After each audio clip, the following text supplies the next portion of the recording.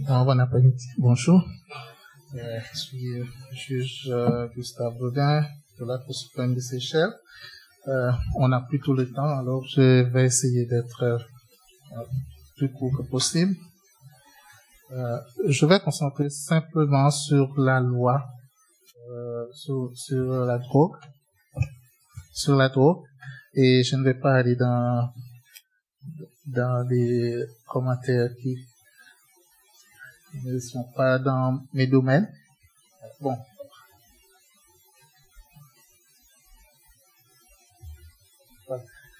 Comme dit la préambule de la loi, cette loi est là pour offrir des mesures effectives contre l'abus de la drogue contrôlée, faciliter les investigations, des poursuites judiciaires, d'infractions impliquant des drogues contrôlées, et aussi des traitements, éducation, réhabilitation, réintégration. Alors on a tout ça qui maintenant forme part de la loi, qui n'était pas là avant 2016, parce que cette loi est bien nouveau. C'est passé l'année dernière. Il y a presque 6 sections générales. Première partie, c'est l'infraction. Deuxième, des preuves d'investigation, des procédures judiciaires, des mesures alternatives pour les consommateurs de drogue, des peines applicables. Je vais aussi toucher dans quelques autres lois, principalement blanchissement d'argent, qui est relié aussi avec le trafic de drogue. Pour les importations et exportations, alors c'est une infraction, et si la personne est condamnée, il doit purger une peine un peu grosse en prison. Je vais passer de là après. Et pour fabrication et cultivation, etc., aussi c'est la même chose. C'est la section 6 de la loi antidrogue. Et trafic de drogue, un peu moins, mais vous voyez si c'est la quantité, 1,5 grammes de kilo de cannabis et 250 grammes de héroïne, alors là, l'offense est grave. Alors, les peines seront beaucoup plus fortes. Les possessions des outils et des appareils, une personne qui possède ou achète une pipe, seringue et autres outils pour faciliter l'usage d'une drogue contrôlée en contravention de cet acte, alors est possible sur déclaration de culpabilité, la sanction aussi. Toutes les sanctions sont dans la deuxième annexe. Je vais passer là-dessus. Et aussi, il y a des provisions pour des gestions financières, parce qu'il y a des personnes qui ne touchent pas à la drogue, mais ils ont de l'argent, comme a expliqué mes collègues de Maurice. On ne va jamais les rattraper, à moins qu'on a des intelligences bien fortes. Alors, il y a la loi là. Même si on n'a pas attrapé ces gens faisant la transaction, mais si on a l'évidence qui prouve que l'argent vient de cette personne, alors il y a aussi ça aussi, c'est une infraction. Il y a encore des autres dispositions, des possessions avec intention, et mais ça, je l'ai mis là seulement pour compléter les tableaux. Et aussi l'importance des certificats d'un forensic expert. Ça, c'est un certificat médico-légal. Sans ça, c'est très difficile à condamner quelqu'un. Et les procédures judiciaires pour utiliser contre les utilisateurs de drogue. Section 36, une personne inculpée pour culture, détention ou achat ou usage d'une drogue contrôlée en quantité petite qui satisferait la cour de la drogue en question a pour objectif de la consommation personnelle sera identifié par la cour comme étant un consommateur de drogue à la première occasion possible et postérieurement serait traité comme un consommateur de drogue, en conformité avec la section 38. Une cour peut refuser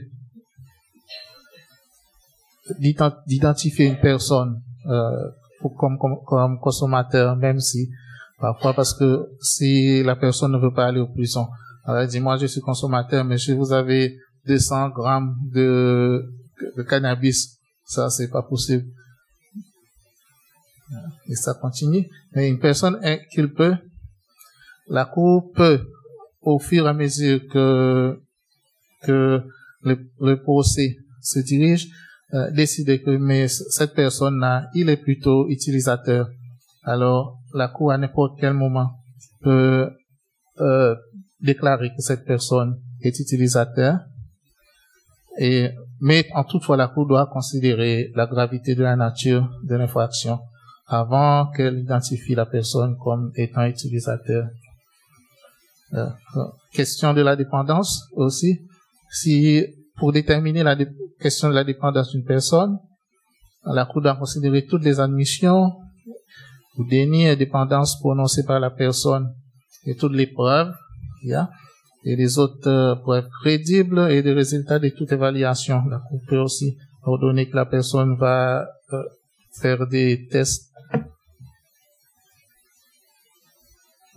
C'est la continuation. Et encore, il y a des autres procédures pour ça. C'est pas du temps d'aller dans tout ça. Alors, quand la Cour a déterminé que quelqu'un est utilisateur, consommateur de la drogue, ou dépendant, une fois identifié, l'objectif principal de la Cour est d'assurer que la personne assume la responsabilité de son action sans être stigmatisée en tant que délinquant.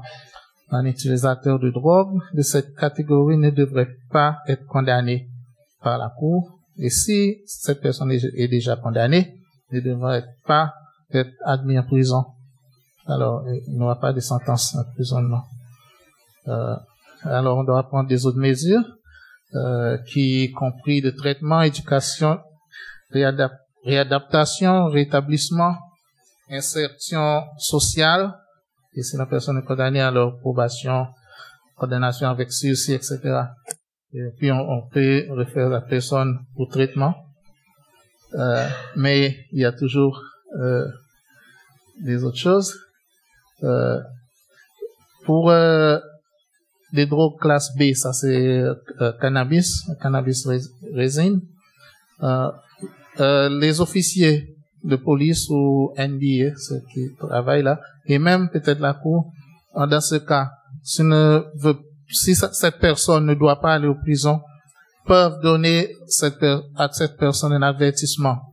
Pour le cannabis et pour cannabis résine, cette personne n'aurait que 2 avertissements pendant la période de 12 mois. Après ça, c'est carte rouge. Alors, on va vous traiter comme un criminel. Pour héroïne, il n'y aura qu'une seule. Et la condition pour ne pas aller en prison est d'aller au traitement.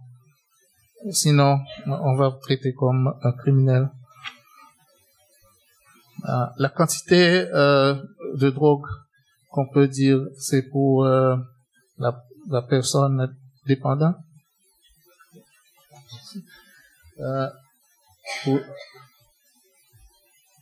Pour le cas de cannabis feuille ou résine,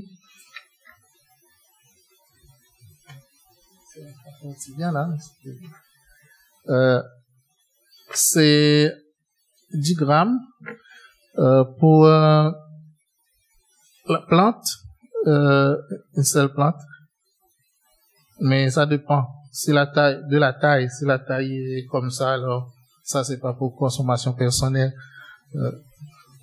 Mais pour héroïne, c'est 0,1 gramme, on va dire, une injection seulement. Si c'est ça, c'est automatiquement présumé que c'est pour la consommation individuelle. Mais s'il y a plus, alors cette personne doit satisfaire la Cour que c'est pour consommation individuelle. Alors, et quand un officier aussi amène quelqu'un, si la personne est d'accord, on peut aussi référer cette personne pour test de dépistage. Et aussi, si des officiers de police ou des officiers NDA ou même la cour voit que cette personne peut être sous l'influence de la drogue, peut référer cette personne pour le dépistage. Alors, si cette personne ne veut pas, alors peut-être cette personne aura un avertissement. Alors maintenant, je vais sur les peines applicables pour la drogue. Section 5, l'importation, exportation, c'est condamnation à vie. Mais ça, c'est maximum. Et pour fabrication,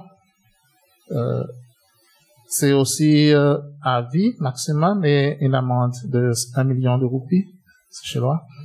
Trafic, classe A, emprisonnement à vie, amende de 750 000 roupies. Classe B, cannabis ou cannabis résine, amende de 500 000 ou condamnation à 50 ans. Classe C, emprisonnement de 40 ans et amende à 500 000 roupies. Mais ce sont des maximums. Mais il y a, pour les infractions aggravées, je veux dire que s'il y a des éléments commerciaux, des participations, des crimes organisés, de violence, l'utilisation d'armes, l'accusé est un fonctionnaire très haut et qui a utilisé son pouvoir pour faire ça. Et il y a de participation des enfants et aussi l'infraction est commise dans des institutions éducationnelles, sportives, etc. Elle est condamnée à plusieurs des sentences pour des peines similaires pour les mêmes offenses. Ça, alors, c'est aggravé. Alors, il y a un indicatif minimal pour classe A de 20 ans de prison, classe B 15 ans de prison et classe C 15 ans de prison. Ça, c'est pour trafic, importation, exportation. Fabrication, c'est un peu la même, un peu plus bas. Et pour achat aussi, possession des appareils de fabrication pour classe A, 30 ans d'emprisonnement, amende de 500 000. Classe B, 20 ans d'emprisonnement, amende de 300 000. Classe C, 15 ans d'emprisonnement, amende de 200 000. Infraction aggravée, s'il y a aussi ce que je viens de passer là-dessus, il y a des peines minimales de 10 ans pour classe A, 8 ans pour classe B et 5 ans pour classe C. Et pour possession, c'est un peu plus bas encore. Alors, pour possession maximum, il y a 15 ans de prison. Classe B, 10 ans. Et classe C aussi 10 ans. Et amende pour tous les deux, 200 000 roupies. Et peine minimale pour aggravation, classe A, 8 ans. Classe B et C, 5 ans. Et, section générale, c'est plutôt pour la protection des officiers qui travaillent pour rattraper les personnes qui commettent des infractions. Je passe tout petit peu sur le blanchissement d'argent. Alors, il y a dans la loi de blanchissement d'argent des provisions concernant des crimes nationaux et transnationaux qui concernent également les crimes liés avec la drogue, des substances contrôlées et des financements de ces substances contrôlées. Alors, même si cette personne n'est pas condamnée sous la loi qui lutte contre la drogue, cette personne peut avoir leur argent saisi à la cour sous la loi contre blanchiment d'argent. Et j'ai aussi reproduit les traités que les Seychelles ont ratifiés ou signés, les conventions, c'est en anglais, Convention Against Illicit Traffic and Narcotic Drugs, Convention on Psychotropic Substance, 1971, Convention against Illicit Traffic Narcotics and Psychoanalysis. It's another one, but il y a encore un, mais c'est un peu brouillé là, je ne peux pas dire. Bon, je vous remercie pour votre attention.